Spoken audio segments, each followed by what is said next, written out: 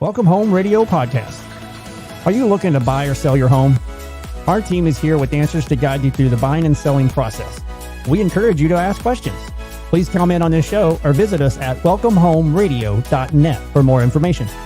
Bringing real estate, lending, and education together in one place, and to help you make the right home decision for you and your family.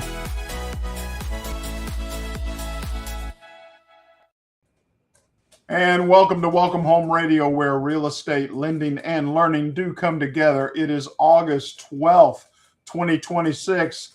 Great to see you, Tom. Glad you're here today, sir. Yeah, it's really nice being inside instead of out in the 1,000-degree heat.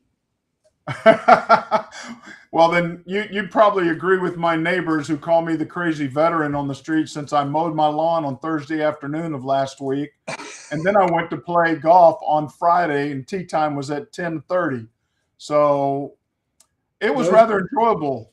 Those are both activities that should occur about 6 in the morning. Well, I've never been known to be mentally sane and or claim it. So, you should know that by now. I do know that by now. Hey, we're still in this series of Your Turn to Ask, and we want to jump right in. We've got several good questions here. Our first one says, Welcome Home Radio. It seems my affordability is really challenging, even though my income increased. Help me understand why. I think that's a very solid question, and it's a big challenge still in the real estate world. And I'm a little bit big there, Mr. Producer. Thank you. I thought you were the right size for one. No. Hey, I'm trying to lose weight. I know the camera adds 50 pounds, but come on. The challenge, it seems like buyers, even though they have a change in income or they have a positive thing happen, they are still seeing what they consider affordability not possible. So what do you think we can help buyers with, Tom, to say and let them know buying a home is still a good thing, even though it's not at 2.5%, 3% interest like it many years ago, it seems like now, but also buying is an investment, as well as maybe you don't need what mom and dad have now, since they did springboard homes. They did their first experience in a smaller home, and you don't have to need that $800,000 home right off the bat. How would you answer them? Well, one of the things I did research-wise was kind of look at what is causing the affordability problem. And in retrospect, or in looking at, statistically speaking, of course, prices of houses, not values, but prices of houses continue to climb in most markets. Now, of course, as I've pointed out in our show for this year, the houses in Austin are still in a quandary because that is the biggest decline in a market anywhere in the United States. So there are certain places in the market that we've seen softening, and in Austin in particular, dramatically different as far as the pricing is concerned, as far as dropping in the pricing. That's number one, is that we have that overall challenge. And a $100,000, think of this, a $300,000 house, if it goes up 4% in value, $300,000 house, that's $12,000 for it to go up in 4% in value. So that's a pretty tough little hickey to suddenly go from $300,000 to $312,000. And many markets are still increasing at more than 4% a year. Well, I guess I can understand that, but I think some of the other costs to ownership is a challenge, because one of the unspoken, or it seems like to me, people talk about our principal and interest payment in loans, but they never talk about the insurance payment and or where they're selecting to live, an HOA.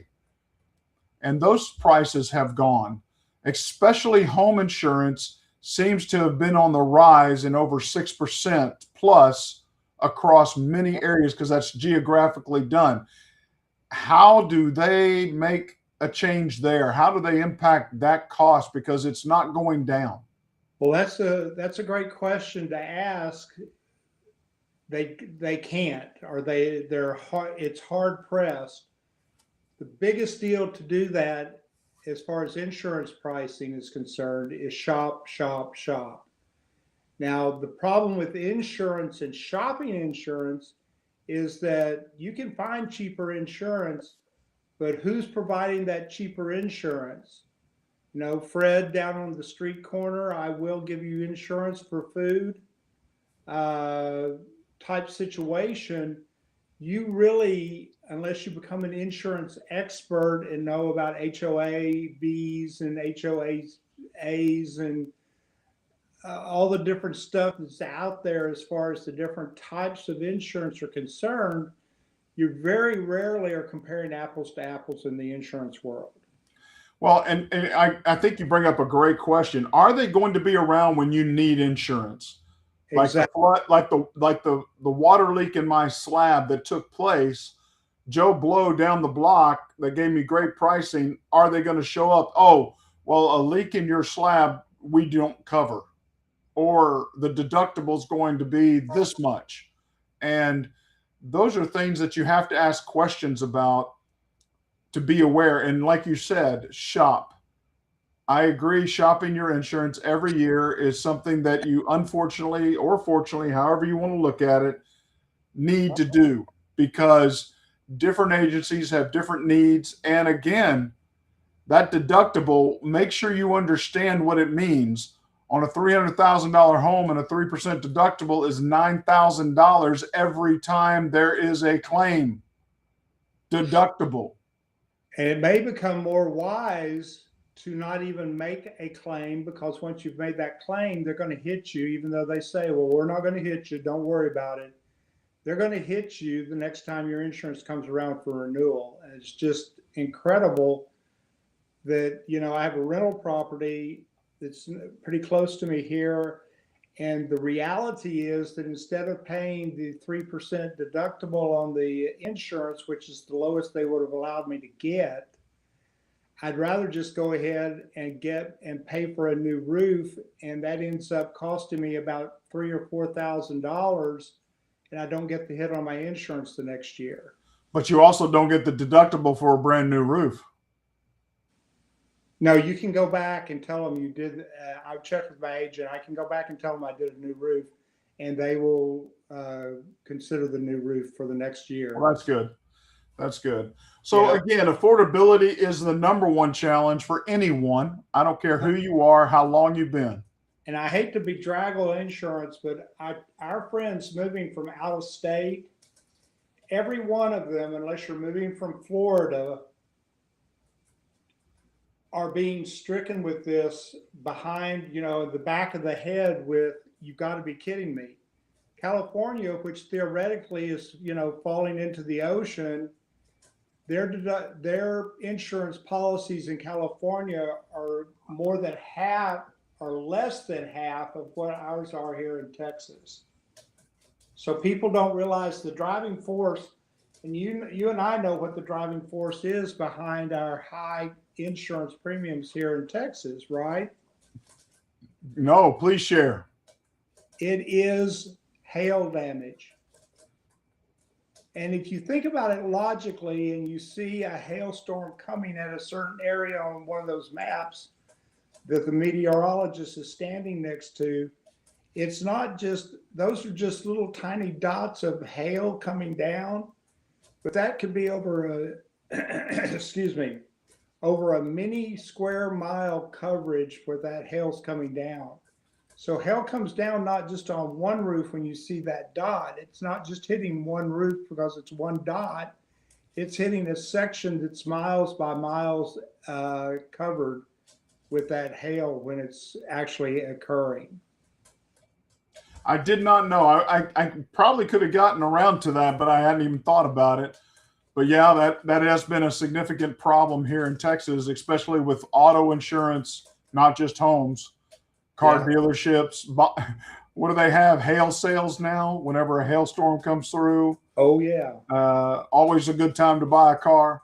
But affordability is a challenge, and how you approach this.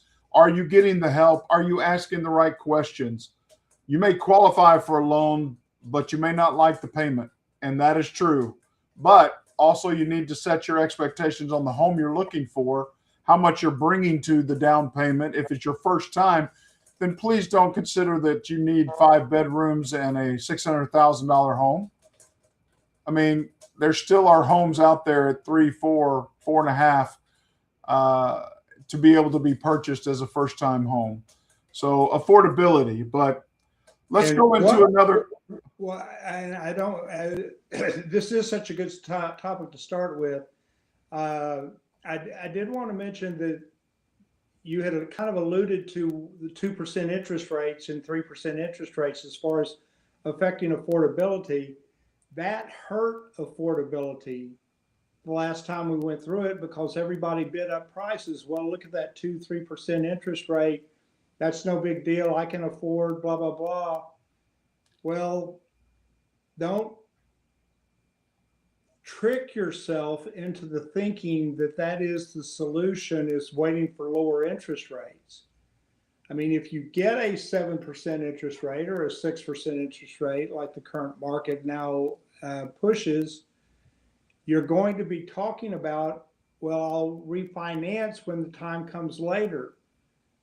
But don't be looking at, I'm going to wait for it to come down to 2%, because all that did was jack prices up to areas that we just were unfathomable, where you were seeing people offer $50,000 and $100,000 more than what the house was worth. Well, you go right into our very next question. So let me ask the question and reframe, not reframe your answer, but extend on that. But Welcome Home Radio. Right now, there's mortgage rate uncertainty. With things around 6, what do I see in my near future? And what can I do longevity? And again, mortgage rates, as Tom just stated, if you're waiting on mortgage rates to be the impact of your purchase, then you're waiting on the wrong data point. 2.5%, 3% interest was great, and glad locking those in makes a long-term debt investment good. But the national average is 7.75 is the national mortgage rate average over the lifespan of mortgages, which is a little over 86 years. So the bottom line of it is, I remember buying my first home. Tom bought his first cave, and I'm sure it was around 17% interest. I know I bought mine at 13. And so these rates are not bad. Mortgage rate uncertainty is not something to make a decision. It seems like banks make mortgage rate a more important issue than it should be. If you want to buy a home, let's buy a home. It's an investment. A mortgage loan is an investment tool allowing you to invest your dollars that you're going to get a return for. Rent, leasing, you do not get that money returned. I don't care what you're paying. That money's gone. But a mortgage is an investment at whatever percentage rate you're going to gain. And as Tom just put it, a home value growing at minimum 4 to 4.5% here in Texas across every county. And in certain locations, it's even higher, up to 9% in certain locations.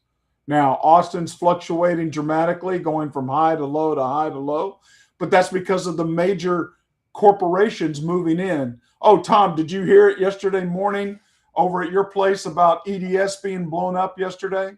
Oh, I did watch that. Well, I heard it at my house. Oh, I literally preparing for church. The boom happened, and I got to tell you, my wife was like, "That's not thunder, is it?" I said, "No." And yeah, they literally blew up the old Perot EDS building. wow. And they're going to be putting in a $1.3 billion complex for AT&T. So what's going to happen with that type of corporation when Toyota moved here, AT&T moving? I mean, home prices, home values are going to grow. They're going to hold. So it's a great investment.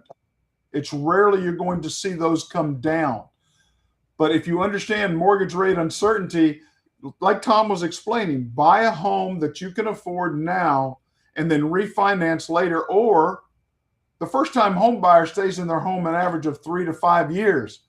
So what do you care if you're paying 6% interest or 7% interest just for 3 years if you get the investment and now you have larger down payment to go into a better home that you want?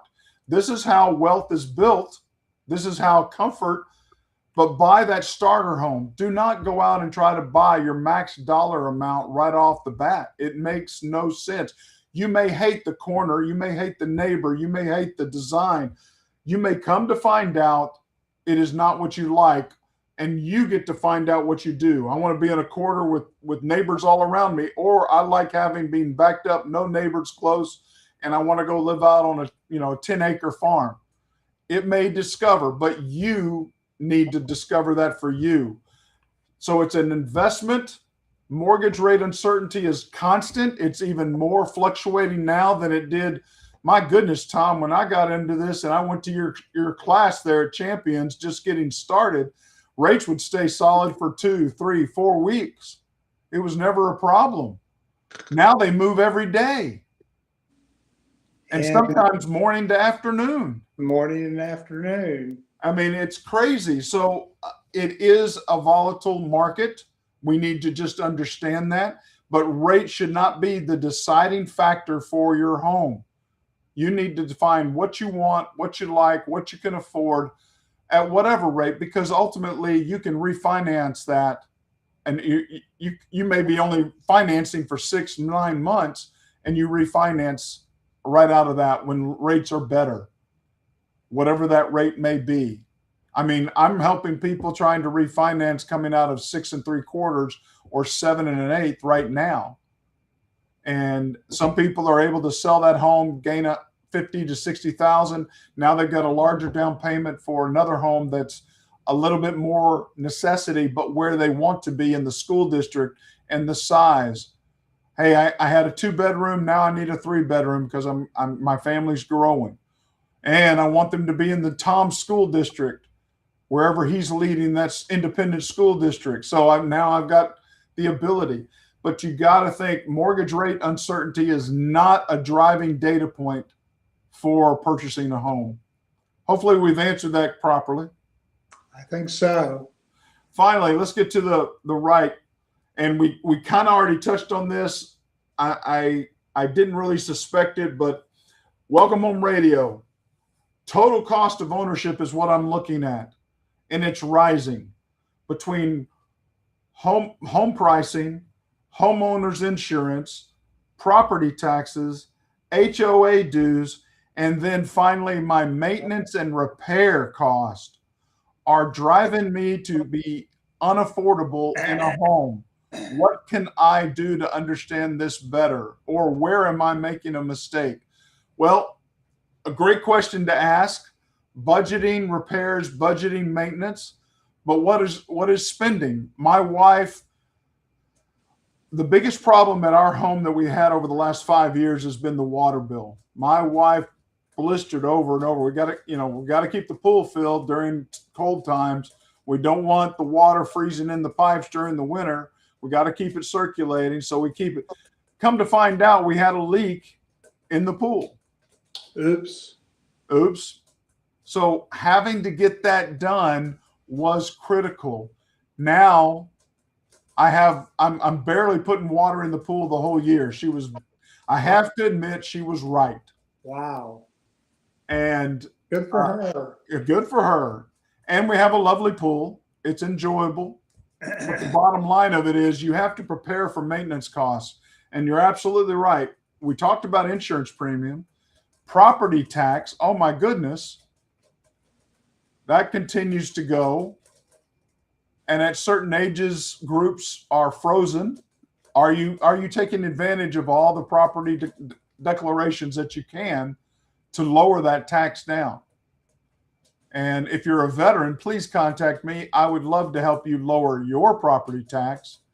And especially if you're 100% disabled veteran, let's be sure to talk to you about the benefits here in Texas for that. But then HOA dues, as I said earlier, are on the rise.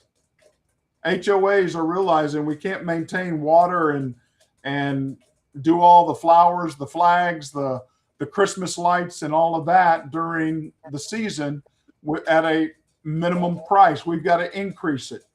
So get involved in your HOA so that you can vote. That's why condominiums are so dangerous, because one person, if they own a large portion, can vote an increase on everybody to pay for covered parking or to buy a new pool or to do something. So condominiums are a concern for anyone if you have somebody that has larger than 10% ownership in the condominium subdivision. But maintenance and repair costs. Tom, what can we tell people about just maintaining the home properly? Mowing the lawn, edging, watering. Well, you've touched upon a lot of it, but let me give some nuance to what you were talking about.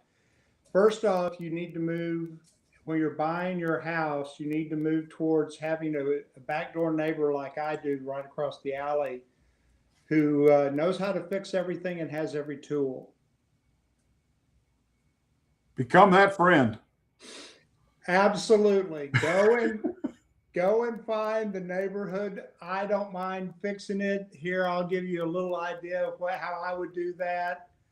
Find that guy, because it sure does help when your big fence closing garage, not garage door, but your driveway fence door comes off its tracks, getting all your neighbors over there to fix it instead of calling the fix-it guy.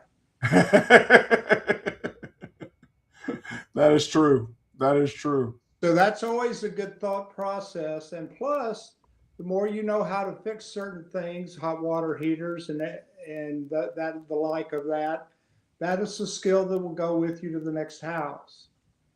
So those are things that you can think about. Well, this is such a painful thing to do, but I will tell you, just about every repair that's necessary in your home has a YouTube film telling you how to fix it. Wow. DIY Tom. Well, look at you. It just became one of those things. Now, of course, as you get older and you're 85 like I am, it's pretty impossible to kind of do certain things you used to be able to do, but you can pay the next door neighbor, the kid, $20 to help you lift something or bring it over. So you can supervise them, is what you're saying. I become management at that point. Well, I do have to agree with you. Usually I'm not management at my house.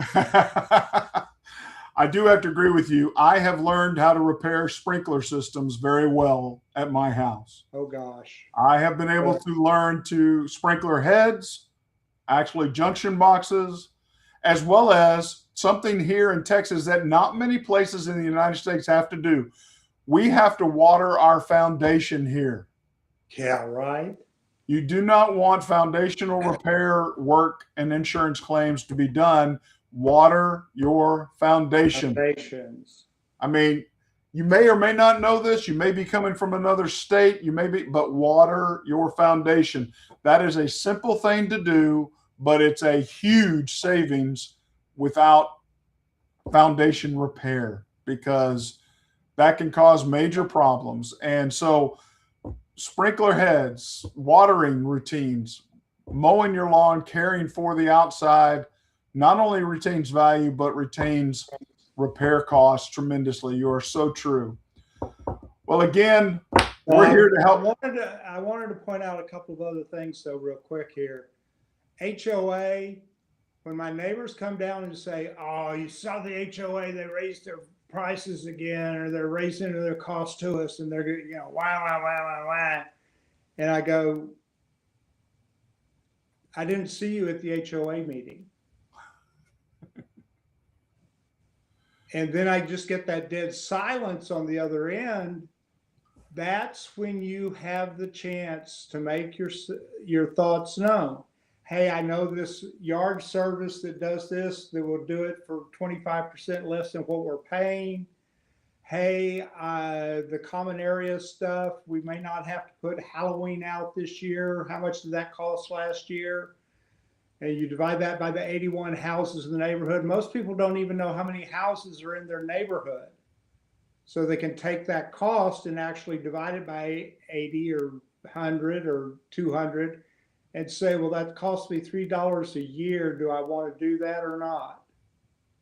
So those are things that, again, when we're thinking along the lines of what can we do, being proactive and going to HOA meetings is a big, huge deal. And then one of the last things that you talked about with the not only the taxes, getting your maximum write-offs or your maximum Deduction. yeah, because of age or because of whatever you might be eligible for as a veteran, that type of thing. The going in and fighting your values, I do that every year. And a lot of people say, Tom, we don't have time for that type of deal. Well, I can tell you that it took about 30 minutes total for me to do all 3 houses that I own in Dallas County. And I saved over $2,000 on the total bills for all 3 of them. And that's $2,000 that for my time, for my 30 minutes, I'm getting paid $4,000 an hour to go do that. And most of us just have one home. So I think it is worth time looking at these things. Hopefully we've given you some total cost of ownership challenges that you can take. Otherwise, continue to bring the questions. Finally, I do want to share with the public, it's now getting into midterm elections.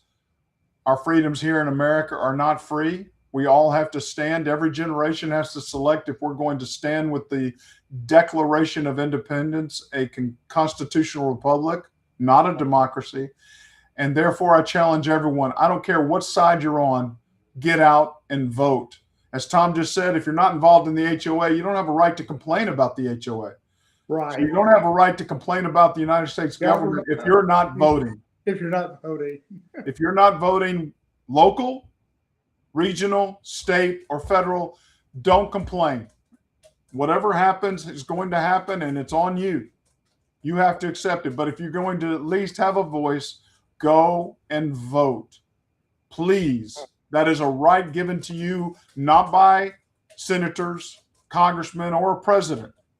Those were rights given to us by veterans and battle-weary Army, Navy, Air Force, Marines in a Revolutionary War, a Civil War, and so forth. Those are freedoms that were fought for generationally, and we need to continue to fight for them and honor them by voting. So thank you very much for your time. I'm Blair Thomas. And I'm Tom Hall. God bless. Welcome Home Radio production provided by Lunatic Digital. Check the listing of this podcast for the links to our sponsors. And don't forget to like, share, and follow us on social media. Visit welcomehomeradio.net for more information.